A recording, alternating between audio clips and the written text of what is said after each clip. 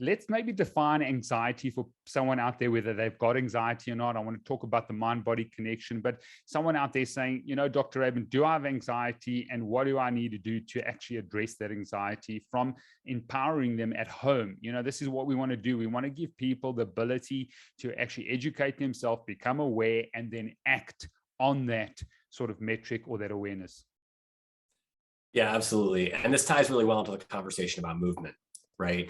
So anxiety, to dispel any sense of what we think we know about that word, it is taught to us that word describes a negative feeling, right? Something we don't want to feel. What it actually is a word that describes the feeling that is not negative or positive, but it's a feeling that is a signal to us that there's something in our environment that is vying for our attention, right? So there's something inside of us or something outside of us that is trying to get our attention. And that is the signal of anxiety. It's not good or bad. So we can just forget about the good or bad part. That is powerful. Right? That is powerful. It's really, really so important. Yeah. It's critical. Like, we should be all taught this as soon as we are, like 3 or 4 years old, right? As soon as we're able to express that we are experiencing this feeling, we should be told what this feeling is. And instead, that's often not what we're taught, because we're not taught how to feel it, what it is, how to express it, because our parents and the people who were teaching us didn't know, right? So now it's a time we can break that cycle of judging anxiety and just sit with it. And when we feel it, recognize this is a feeling, the racing thoughts, the restlessness, what I'm noticing in my body, all of that is just a signal that there's things, one or many things, trying to get my attention. Once we recognize that, what's really interesting is we start to look differently at what it is that's getting our attention, right? And I think the most interesting way is to just divide it, try to split it into 2 types of thoughts or feelings that are getting our attention. Those that are useful to us and true in the moment and right now that we can actually do something with, and those thoughts that are interesting potentially and maybe true and useful at other times, but they're not true and useful right now in this very moment. And the other way to think about it is that things that we have control over and things that we don't have control over. So if we really want to break down where anxiety comes from for almost all of us in this world, where it comes from is that we only have so much time each day to pay attention to anything, right? We only have so much time that we can focus on things consciously, where we say, I'm focusing on that right now. It's only there's only 18 hours of waking time in the day or less. So there's only that much time where we can decide to focus on anything. And when we focus on that thing, it comes into our consciousness, becomes part of us. So when you think about, we have a choice at any moment, because there's a bajillion trillion things happening around us at all times. We can't pay attention to all of it. We are the ones who have the choice to decide what comes in.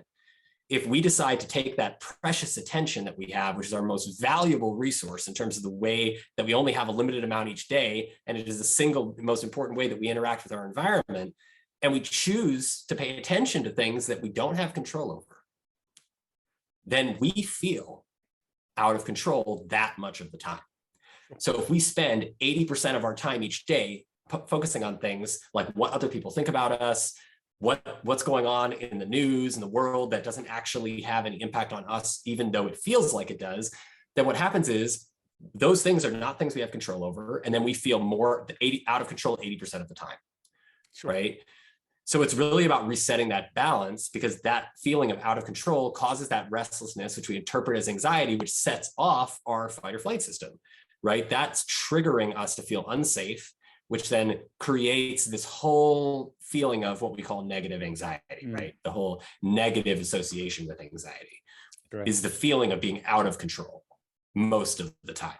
The more out of control we feel more of the time, then the closer we are to burnout, basically, right?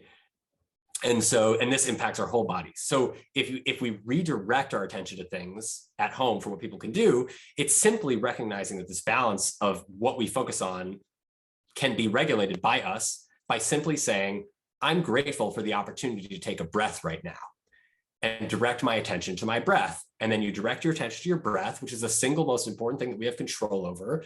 And then we just feel the air coming into our lungs and then feel the air going out.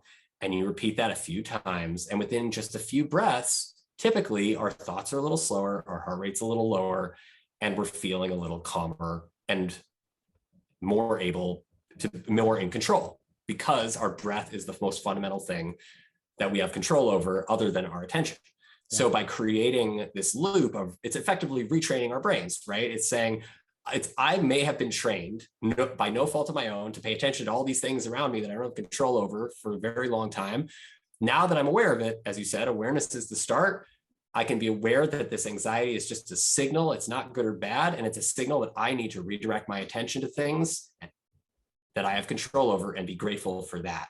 And then you create this loop where you feel more in control more of the time because you're paying attention to more things you can control, which include movement, they include meditation practices, mindfulness, observation mind, right? And it includes what we put into our bodies in terms of food, nutrients. All of these things are connected because we have control over all of them. And once we start practicing the things of doing the things we have control over, we feel more in control and our anxiety comes down dramatically. But it takes practice because we didn't get here overnight.